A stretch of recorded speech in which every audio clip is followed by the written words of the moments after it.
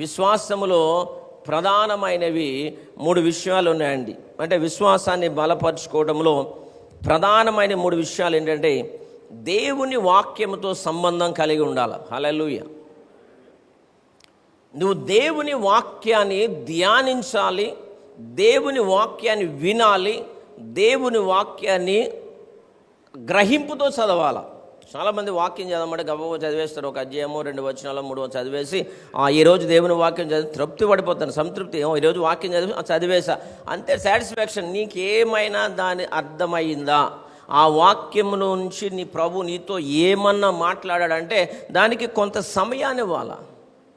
దేవుడు వాక్యం ద్వారా నీతో మాట్లాడాలి అని అంటే దానికి కొంత సమయం ఇవ్వాలి. బిజీగా 4 వచనాలు ఒక అధ్యాయం చదివేసి వెళ్ళిపోతే దేవుడు నీతో మాట్లాడండి.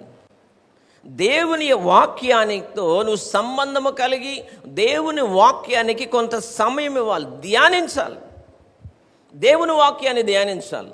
అంత మాత్రమే కాదండి, దేవుని వాక్యాన్ని ధ్యానించడమే కాదు, దేవుని వాక్యానికి సంబంధించిన హిస్టరీ ఏదైతే ఉంటుందో దాని ముందు వెనకాల ఏమైతే ఉందో దానిని నువ్వు స్పష్టంగా చదవాలి, తెలుసుకోవాలి.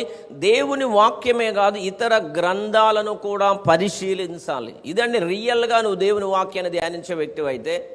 కేవలము దేవుని వాక్యాన్ని మాత్రమే అలా ఎదరేసుకుని కూర్చోవడం కాదు, దీనికి సంబంధించినటువంటి ప్రతి లోతైన విషయాలని నువ్వు తెలుసుకోవడానికి వేరే మాధ్యమాల మీద కూడా నువ్వు ఆధారపడవలసి ఉంటుంది.